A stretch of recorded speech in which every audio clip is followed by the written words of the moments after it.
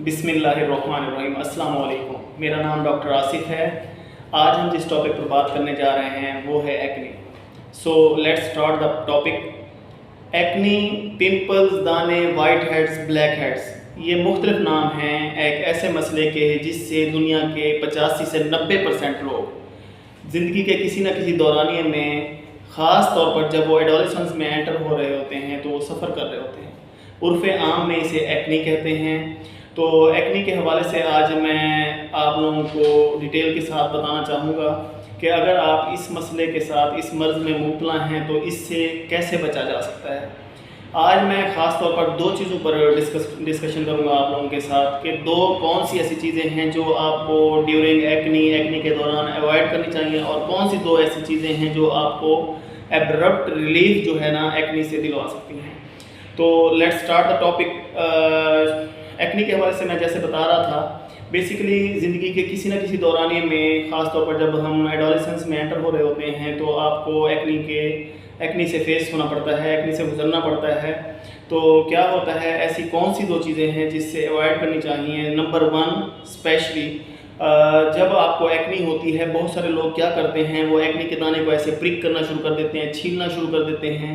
तो ये ख़ास तौर पर हम क्या कर रहे होते हैं, हमारी स्किन ऑलरेडी जो है एक इन्फेक्शन है, वहाँ पे बैक्टीरिया इन्फेक्शन काज हो रहा है। तो हम क्या करते हैं, हम उसे जब छीलते हैं तो हम अपने हाथ का जो बैक्टीरिया या इन्फेक्शन है वो भी हम एंटर कर रहे होते हैं वहाँ पे। तो इससे क्या होता है कि जो एक्ने, जो स्कार जो है वो 2 मंथ में ठीक होना होता है, वो फिर 2 साल तक ठीक नहीं होता।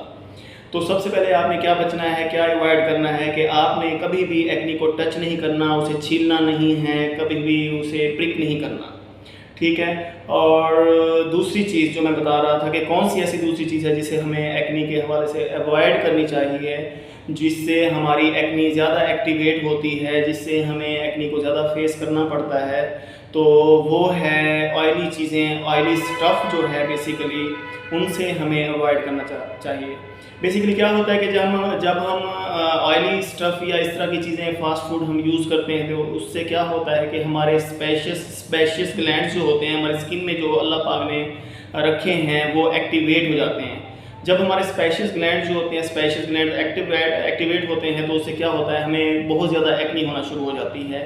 तो ऐसी चीज़ें जो स्पेशियस ग्लैंड्स को एक्टिवेट करते हैं वो कौन सी हैं, उनसे हमें अवॉइड करना चाहिए, जिससे हम एक्ने से बच सकते हैं। तो उनके हवाले से मैं बताना चाहूँगा। ख़ास तौर पर ऐसी चीज़ें लाइक जैसे ऑयली चीज़ें हैं, फास्ट फूड होती है, नट्स हैं। नट्स से बहुत ज़्यादा स्पेशियस ग्लैंड जो होते हैं वो एक्टिवेट हो जाते हैं, हमें नट्स से बचना चाहिए। इसी तरह हमें फ़िश से बचना चाहिए, फ़िश भी एक्टिवेट कर देती है हमारे एक्ने को, बहुत ज़्यादा एक्ने होना शुरू हो जाती है। इसी तरह जो है हमें कुछ लोगों में, हाँ स्पेशली कुछ लोगों में मिल्क जो है, मिल्क के हवाले से मैं बताना चाहूँगा कि मिल्क से भी एक्ने जो है बहुत ज़्यादा होना शुरू हो जाती है। तो हमें मिल्क से भी अवॉइड करना चाहिए। ये कुछ लोगों में ऐसा होता है कि मिल्क से भी क्या है, स्पेशियस ग्लैंड जो होते हैं एक्टिवेट हो जाते हैं, और एक्टिवेट होने की वजह से हमें और ज़्यादा एक्ने होना शुरू हो जाती है। तो हमें जो है मिल्क, फास्ट फूड, हमें नट्स, फ़िश, इस तरह की जितनी भी ऑयली चीज़ें हैं हमें अवॉइड करनी चाहिए ड्यूरिंग एक्ने। अच्छा, इसके अलावा जो दो चीज़ें हमें क्या करनी चाहिए, मैं बता रहा था कि दो चीज़ें जो हमें अवॉइड करनी चाहिए वो मैं ऑलरेडी आपको बता चुका हूँ, और अब मैं बताऊँगा दो ऐसी चीज़ें जिससे हमें करने से एब्रप्ट रिलीफ मिलता है एक्ने से, हम एक्ने से छुटकारा हासिल कर सकते हैं। वो क्या हैं? अच्छा, उसमें मैं एक चीज़ ऐड करना चाहूँगा। बेसिकली क्या करते हैं, आजकल बहुत ज़्यादा होम मेड रेमेडीज़ यूज़ की जा रही हैं, बहुत ज़्यादा स्टीरॉयडल जो है क्रीम्स यूज़ की जाती हैं एक्ने से अवॉइड करने के लिए, एक्ने से बचने के लिए। तो उसमें क्या होता है कि हम जब इस तरह की चीज़ें यूज़ करते हैं तो हमें एब्रप्ट रिलीफ तो मिल जाता है, लेकिन वो वक्ती होता है। फिर क्या होता है, एक टाइम के बाद वही एक्ने जो होती है मल्टीप्लाई बाई 4 से, मतलब कि बहुत ज़्यादा एक्ने हो जाती है, बहुत ज़्यादा मसले मसाइल बढ़ जाते हैं। तो इनसे बचने के लिए हमें जो है, जो इस तरह की ऑयली चीज़ें हैं, स्टीरॉयडल क्रीम्स हैं, इस तरह की होम मेड रेमेडीज़ हैं, उनसे बचना चाहिए। अच्छा, अब शुरू करते हैं स्पेशली कि ऐसी कौन सी चीज़ें हैं जो हम यूज़ करें और हम एब्रप्ट रिलीफ हासिल कर सकते हैं, हम एक्ने से बच सकते हैं, हम स्कार्स से बच सकते हैं, हम अपनी स्किन को फ्रेश रख सकते हैं। तो इसमें पहली चीज़ जो मैं ऐड करता जाऊँगा वो है एलोवेरा।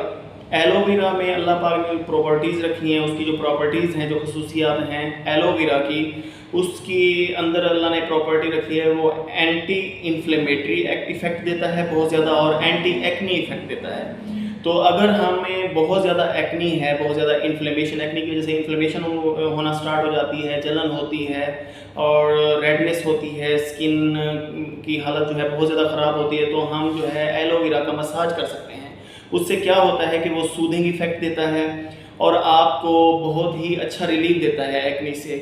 आपकी स्किन फ्रेश हो जाती है, एक्नी बहुत हद तक बेटर हो जाती है। तो जब भी आपको इस तरह का मसला होता है, सबसे पहले आप एलोवेरा का मसाज कर सकते हैं। तो एक तो आप एलोवेरा का इस्तेमाल करेंगे, एलोवेरा यूज़ करेंगे। दूसरी चीज़ जो सबसे मोस्ट इफ़ेक्टिव है, जो आपको यूज़ करनी चाहिए, वो है एडाप्लिन। एडाप्लिन बेसिकली क्या है? एडाप्लिन एक क्रीम की फॉर्म में होता है, क्रीम की शक्ल में होता है। तो एडाप्लिन बेसिकली 3rd जनरेशन रेटिनॉइड है, 3rd generation vitamin A derivative है। अच्छा, इसको लगाने का एक बहुत ही मखसूस तरीका है, बहुत ही ख़ास तरीका है जो कि हम लोग फॉलो नहीं करते, बहुत सारे लोग फॉलो नहीं करते। वो क्या करते हैं कि बहुत ज़्यादा क्रीम जो है ना वो लगा लेते हैं, मसाज करते हैं या इस तरह के मतलब काम करते हैं, दिन में लगा लेते हैं क्रीम। तो उससे क्या होता है कि उल्टा ठीक होने की बजाय एक्नी, हमारी स्किन ख़राब होना शुरू हो जाती है, बहुत ज़्यादा इरिटेशन काज हो जाती है, रेडनेस हो जाती है।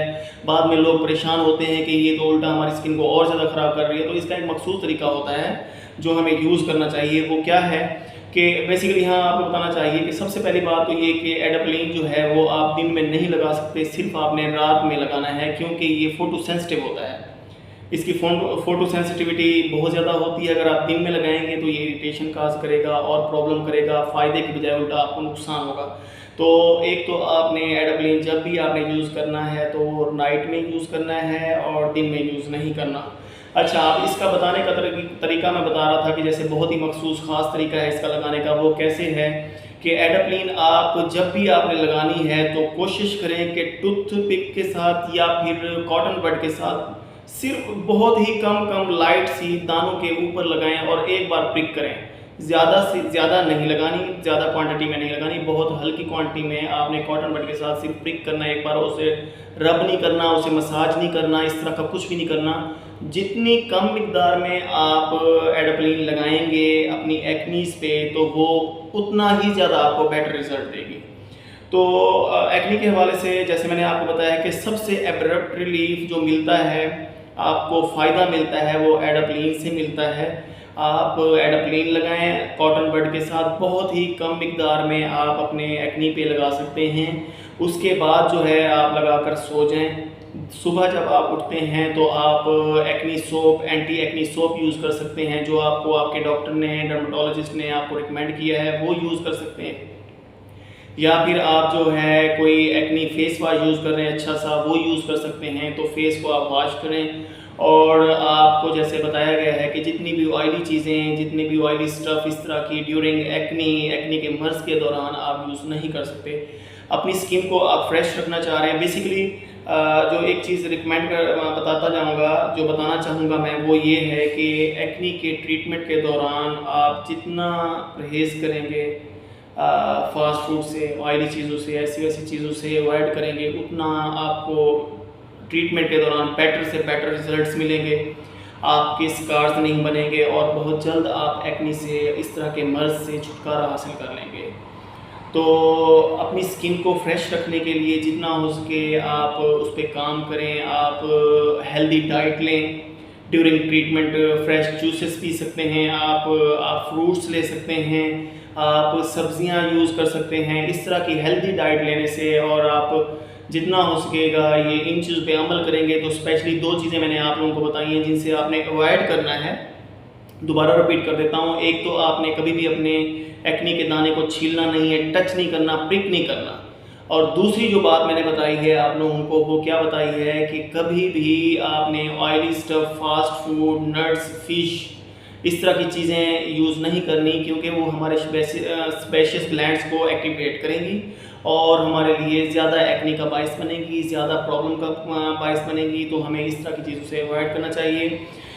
फिर एंड पे मैंने बताया है कि 2 चीज़ें जो हमें यूज़ करने से एब्रप्ट रिलीफ मिलता है, हम एक्ने से छुटकारा हासिल कर सकते हैं, इस मर्ज़ से हम बच सकते हैं, वो क्या हैं? एलोवेरा का मसाज करना चाहिए हमें। एलोवेरा का मसाज करने से हमें एक्ने से रिलीफ मिलेगा, सूदिंग इफ़ेक्ट आएगा, एंटी इन्फ्लेमेटरी इफ़ेक्ट आएगा। इसके अलावा हमें एडप्लिन यूज़ करना चाहिए, जो कि बहुत ही मटर के दाने से भी कम हमें जो है एक्ने वाली जगह पे लगानी चाहिए, कॉटन बड के साथ या टूथपिक के साथ। तो इस तरह का ट्रीटमेंट, इस तरह की चीज़ें आप यूज़ करेंगे, इंशाल्लाह ताला आपकी एक्ने, इस तरह के मसले मसाइल से आप बच जाएंगे। तो जब भी आप एक्ने से या इस तरह के मसले मसाइल से दो चार होते हैं, तो आपको अपने नियर बाय डर्माटोलॉजिस्ट से लाजमी रिकमेंड करना चाहिए, उनसे कंसल्टेशन लेनी चाहिए, बजाय इसके कि आप होममेड रेमेडीज़ यूज़ करें, स्टीरॉयडल क्रीम्स यूज़ करें, अपनी स्किन का और बेड़ा गर्क करें, ख़राब करें उनको, बजाय मतलब कहने का कि अपनी स्किन को ख़राब करने की बजाय आप अपने डर्माटोलॉजिस्ट को विज़िट करें, उनको अपना प्रॉब्लम बताएं और जितना हो सके अपनी स्किन की केयर करें, फ्रेश रहें।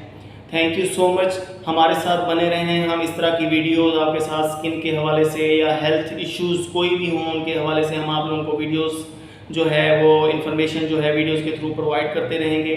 हमारे चैनल को सपोर्ट करें, प्रमोट करें, सब्सक्राइब करें। Thank you so much, stay blessed, thank you so much, अल्लाह हाफिज़।